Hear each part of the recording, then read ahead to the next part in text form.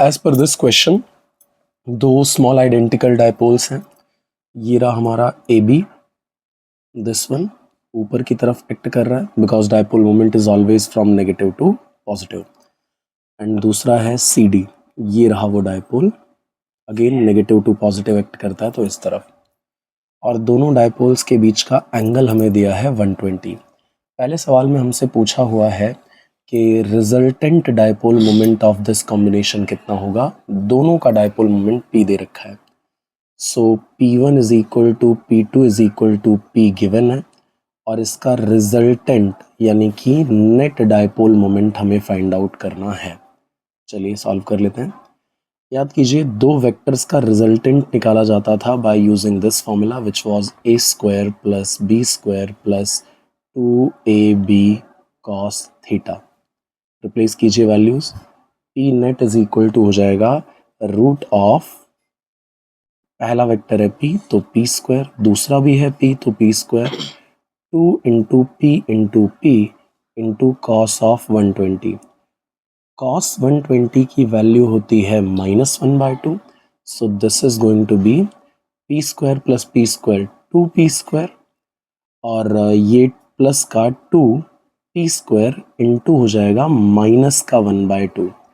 जब आप इसे सॉल्व करेंगे तो बचेगा ब्रैकेट के अंदर 2p square minus p square which is root of p square which is p। मतलब नेट डायपोल मोमेंट कितना आ चुका है, p आ चुका है। अब ध्यान रखिएगा, इस केस के अंदर दोनों वेक्टर्स जो हैं वो इक्वल है। अब अगर दोनों वेक्टर्स इक्वल हैं तो पक्की बात है कि इनका जो रिजल्टेंट है वो इनके एंगल बाइसेक्टर पर आएगा, राइट। मतलब ये एंगल हो जाएगा 60, क्योंकि 120 था तो एंगल बाइसेक्टर हो जाएगा 60। ये भी हो जाएगा 60, पर अगर एक्स एक्सिस के साथ एंगल देखा जाए तो पूरा एंगल था 90, ये इतना अगर हो गया 60 तो बचा हुआ एंगल होगा 30, राइट। नाउ बोला हुआ है कि this system is subjected to electric field along X direction. इस डायरेक्शन के अंदर इलेक्ट्रिक फील्ड है, नेट डायपोल मोमेंट है हमारा P, इलेक्ट्रिक फील्ड है E, और ये जो एंगल है दोनों के बीच का वो है 30 डिग्री। तो अगर इसके ऊपर का हम टॉर्क निकालना चाहें, मैग्नीट्यूड एंड डायरेक्शन दोनों, तो पहले तो टॉर्क का फॉर्मूला अप्लाई कर देते हैं। टॉर्क इज इक्वल टू होता है मैग्नीट्यूड के लिए PE sine theta. Net dipole moment तो P ही आया है, इलेक्ट्रिक फील्ड E दे रखी है, थीटा 30 है, तो sine 30 this is going to be PE/2। Now अगर डायरेक्शन के लिए देखना है तो tau vector is equal to होता था P vector cross E vector, right. अगर P वेक्टर आप ध्यान से देखोगे तो यहाँ था, E वेक्टर इधर था। जब आप अपनी राइट हैंड की फिंगर्स को P से E की तरफ ऐसे कर्ल करोगे तो अंगूठा जो है, थंब जो है, इट विल पॉइंट आउटवर्ड्स, बाहर की तरफ पॉइंट करेगा, विच मीन्स ये आएगा z एक्सिस के अलोंग, मतलब अंदर की ओर पॉइंट करेगा, अंदर की ओर पॉइंट करेगा। जब आप इधर से इधर कर्ल करोगे फिंगर्स को तो अंगूठा अंदर की ओर पॉइंट करेगा, जो कि है negative of z direction. Negative of z direction है, इसका मतलब it will act along minus k cap. So tau vector हमारा हो जाएगा PE/2 minus k cap, right. दूसरे सवाल पे आते हैं। दूसरे क्वेश्चन में हमें दिया हुआ है a dipole with its charges -4 microcoulomb and +4 microcoulomb. तो चार्ज का मैग्नीट्यूड हमें पता चल चुका है, Q is equal to 4 times 10⁻⁻6 coulomb. Located at points this and this. -Q आया हुआ है इस पॉइंट के ऊपर विच इज 1,0,4 एंड +Q है 2,-1,5, एंड डायपोल मोमेंट की डायरेक्शन होती है -Q से +Q की तरफ, right. Present in uniform electric field E equals to 20 I cap volt per metre, right. Electric field का मैग्नीट्यूड और डायरेक्शन दोनों हमें दे रखा हुआ है। नाउ हमसे पूछा है how much torque would the dipole experience in this field. Torque कितना होगा वो हमें निकालना है। चलिए निकाल लेते हैं। सबसे पहला काम हम निकाल रहे हैं डायपोल मोमेंट कितना होगा। डायपोल मोमेंट का फॉर्मूला है 2a टाइम्स क्यू। क्यू तो पता है, सेपरेशन नहीं पता है। कैसे निकालेंगे तो समझिए, डायपोल मोमेंट हमेशा एक्ट करता है नेगेटिव क्यू से पॉजिटिव क्यू की तरफ। मतलब tail of the vector will be on minus Q and head of the vector will be on plus Q. तो जब भी हमें टेल और हेड किसी वेक्टर का पता हो तो उसकी वैल्यू निकालने के लिए हम करते थे हेड पर के कोऑर्डिनेट्स माइनस टेल पर के कोऑर्डिनेट्स। हेड पर के कोऑर्डिनेट्स क्या हैं, 2, -1, 5। टेल पर के हैं 1, 0, 4।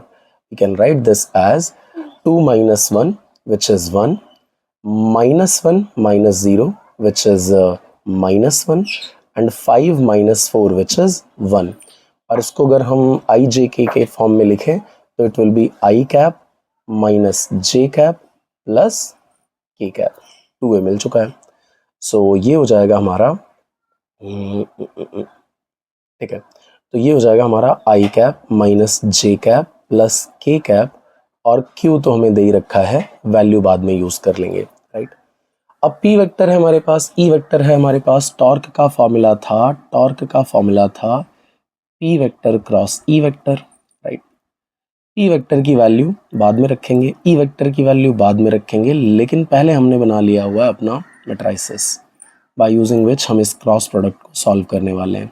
तो आई जे के, पहले पी लिखा हुआ है तो पी के वेक्टोरियल कंपोनेंट्स को पहले लिखते हैं। देखो आई के आगे कुछ नहीं है मतलब 1 है, जे के आगे -1 है जो कि यहाँ हमने निकाल रखा था, 1 - 1 1।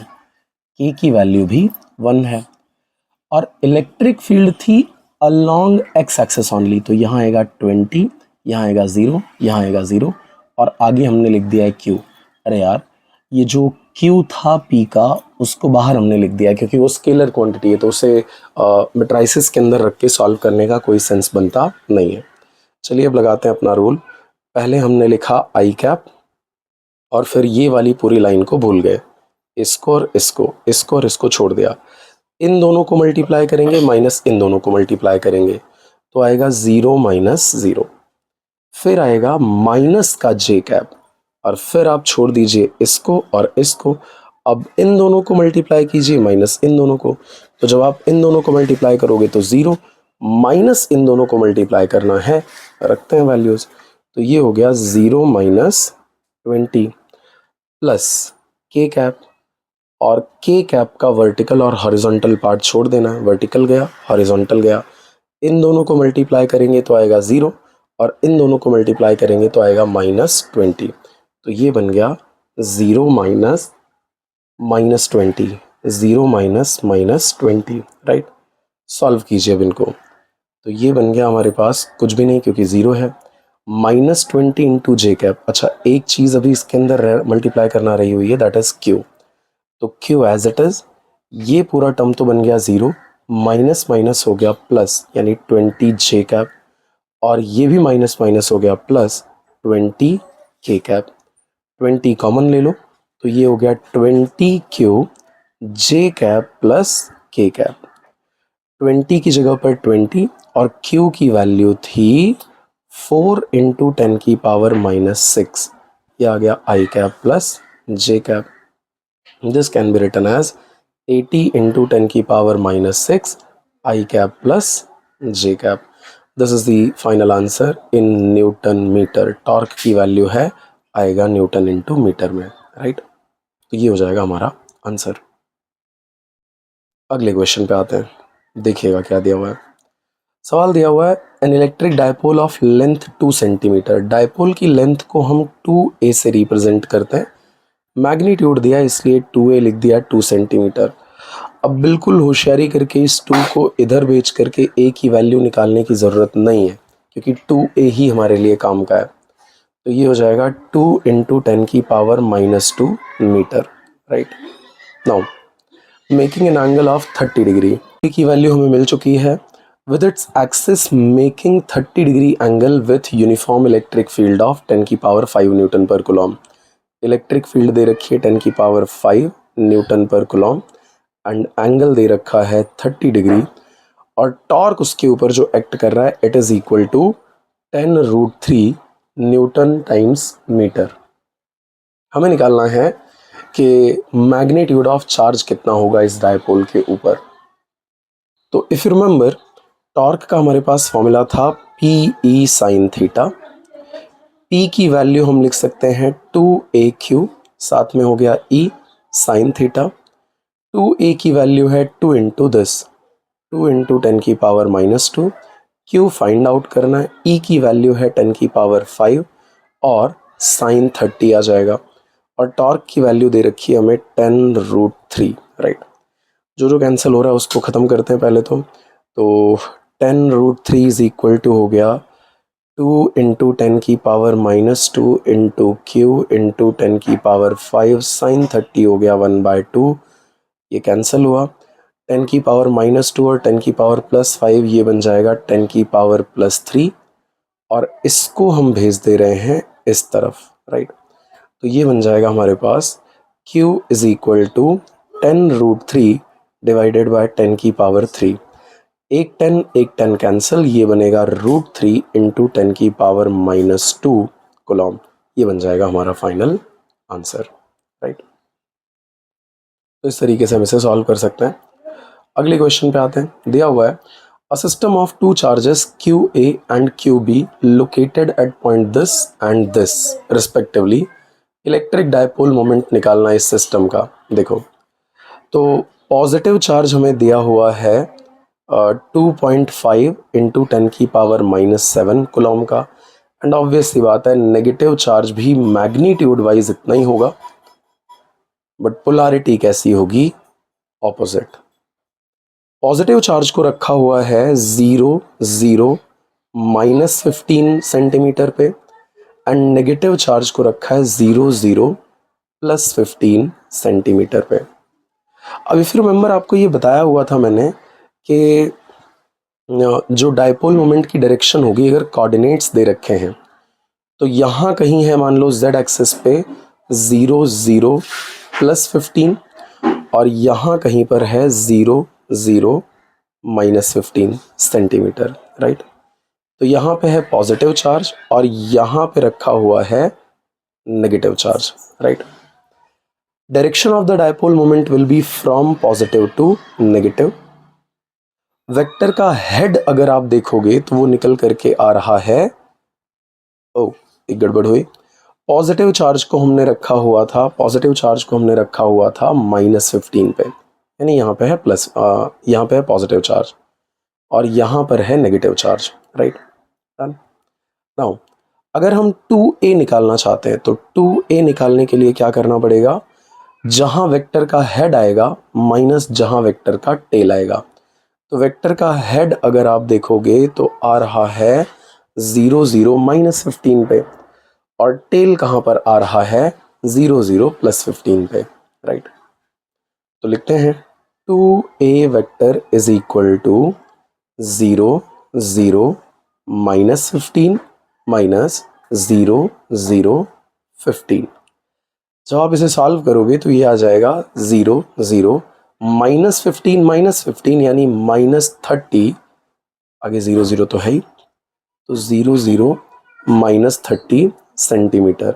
This can also be written as -30 K cap centimetre, और मीटर में कन्वर्ट कर दें तो ये हो जाएगा -30 टाइम्स 10⁻² के कैप मीटर। ये हमारे पास आ चुका है 2A, और चार्ज की वैल्यू भी दे रखी है, रख दीजिए आगे answer. P vector equal to 2A vector times Q।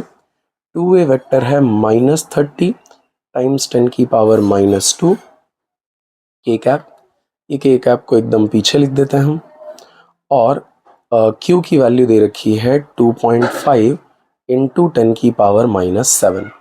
Solve कीजिए इसको, this is going to be 3 into 2.5 which is minus का 7.5 इंटू 10⁻⁻1, ये जो ज़ीरो था उसको यहाँ दे दिया था 10⁻⁻1, और 10⁻⁻7 यानी 10⁻⁻8, साथ में आ गया K cap. This can be also written as 7.5 into 10⁻⁸ minus K cap. Dipole moment का यूनिट होता है कूलम इंटू मीटर। तो ये बन गया इसका आंसर, राइट। अगले